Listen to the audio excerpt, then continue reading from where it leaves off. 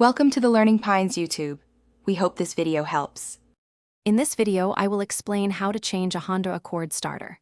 First, ensure you have all your tools ready, including a 10mm wrench for the battery terminal and various socket sizes.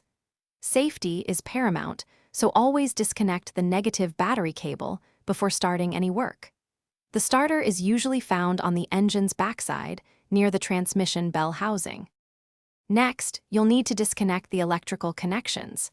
There's a small wire that goes to the solenoid, often held by a 10mm nut.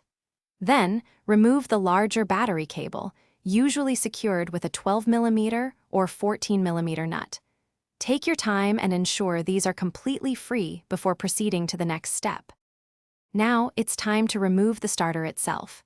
There are typically two mounting bolts, often 14mm or 17mm, that hold it to the transmission.